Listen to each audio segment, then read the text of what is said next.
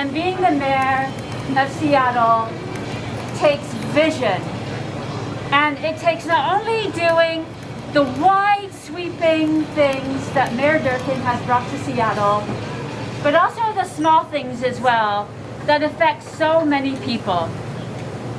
Our mayor, she was the first mayor to achieve 70% vaccination rate in her city. She helped bring funding for the West Seattle Bridge. Yeah. But she also did things like bring our high schoolers into higher education through the Seattle Promise and brought 2 years of free education through our community colleges. Yes. Not only that, but she brought Orca cards to middle schoolers. I want to take the opportunity to thank our mayor, our hard-working mayor. She has never taken a vacation day since she started working for us. And she has told me that when she leaves, Don't tell them where. she's gonna go to a beach. And I hope that she orders a large, complicated cocktail and she sits and she takes a break. Because my goodness, does she deserve it. Thank you, Mayor Durkan. Thank you so much. And these are for you. I remember one of our walks around West Seattle, you went to Bakery Nouveau and you wanted some macaroons. So here are some All macaroons. right. Thank you, Mayor Durkan. Laura, thank you so much.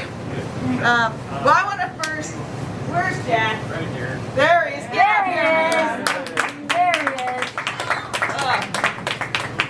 First, thank you for hosting us here, but more than that, to you and to all the other small business owners here in West Seattle and all the residents.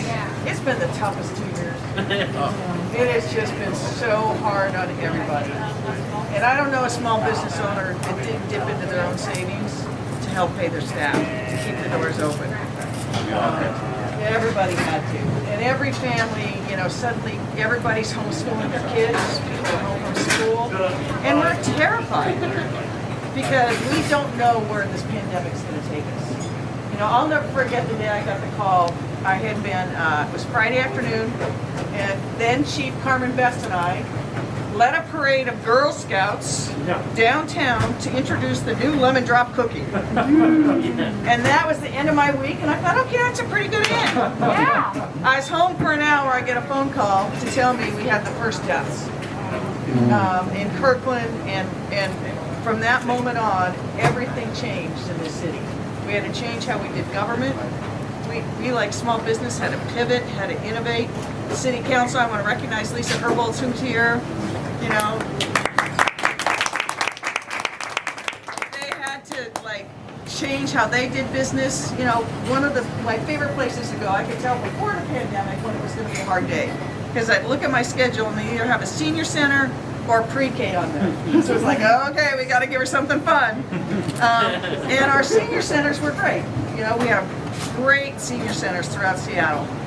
But they were also a place that people went not just for the education and the society and the community, but for meals. It was such a critical meal, and if we closed the centers, we suddenly had some of our most vulnerable adults wouldn't be fed. So we had to pivot to figure out how do we deliver hot meals to people. And so throughout the time, everybody had to pivot. And we had no guidebook, we had no handbook, and we had negative help from Washington, D.C. And every step of the way, Seattle stepped up. It was amazing and inspiring. You know, when we said you got to go home and stay home, people went and stayed home. And they helped each other and they figured out what to do. And we had our frontline workers continue to show up in places that people needed to sell them what they needed, grocery stores, places like this. And we had no vaccine, we had no test kits, we had nothing. And through it all, Seattle just kept doing what was right. We were the first to have mass vaccinations of many cities because we didn't get any direct allocation of tests or vaccines. And so testing, I happened to be on a committee with the mayor of Seoul, South Korea, because there's a group called Climate Mayors, C40 Mayors, and I was the North American vice chair. And we started a COVID response and recovery. And it was people, mayors from Africa and South America and Asia. And the mayor of Seoul, Korea was on. I said, can I talk to you? Because at that time, South Korea had the best testing and contact tracing. And I said, look, is there any way you can help us get tests? And he said, let me go to work on it. So we worked with the consulate. Then we worked with the UW. We got our first 100,000 test kits from South Korea. Now, you shouldn't have to do that in the United States, but that started the thing. And then we went, when we said to people, get vaccinations, we didn't have any vaccinations in the city of Seattle. We stood up Lumen Field before we had access to vaccine. And we just went to the White House, to public health, to everybody. And our partners stepped up and were able to do it. The largest civilian-led vaccination center in America. And we were the first city to hit 70% vaccination rate. I just went to the vaccination site down at Neighborhood House here. All these kids who are now eligible in there getting their shots, adults getting their boosters, people doing what they do to take care of each other. And that's what we had to do through this whole pandemic. And layered on top of this, in the midst of the pandemic, we had one of the most significant civil rights reckonings in our city's history. And we had to really address and look starkly at not just policing, but every one of our governmental institutions and how they were designed to really in a way that had racism built in, and how do we dismantle that and give true opportunity. And in partnership with people throughout the city, community-based organizations, we move forward on that. It's not perfect, we haven't gotten everything we want, but we know that really the best public safety, in my view, comes from having healthy, resilient communities. It means every kid knows when they walk out that their family's gonna have a place to live that's affordable, access to health care, educational opportunity, good green parks. So we as a city really have to invest in that generationally, particularly for communities left behind. But we also need police. We need police to show up when we need them, and we need alternatives to police. And that's what we've been trying to build. I've been working with Councilmember Herbold this year to try to find ways where we can do those things together. And there's going to be areas where leaders disappear and disagree. I mean, I'm disappearing. Boy, was that frightening. But what I really want is for this city to know that when we come through this hard time, let's give the new mayor every chance to succeed. And there will be ways.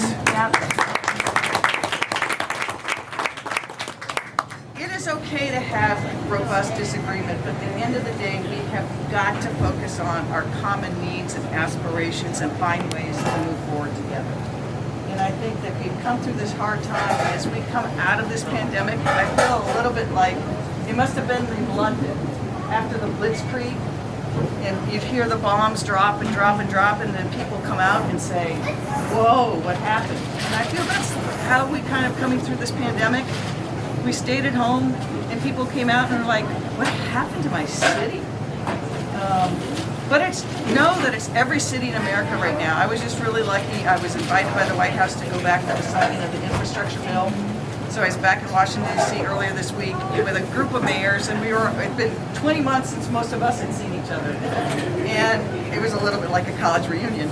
But sharing the stories is everybody has the same struggles and challenges right now. But what every city doesn't have is Seattleites. And I really believe that Seattle always finds a way at the end of the day to come together, to pivot, to innovate, and to figure out what do we need to take care of each other. And so I'm really thankful you guys are all here. I really appreciate doing this. I love the ice cream. Yeah. It's essential. And can we say a big hurrah for Husky Deli?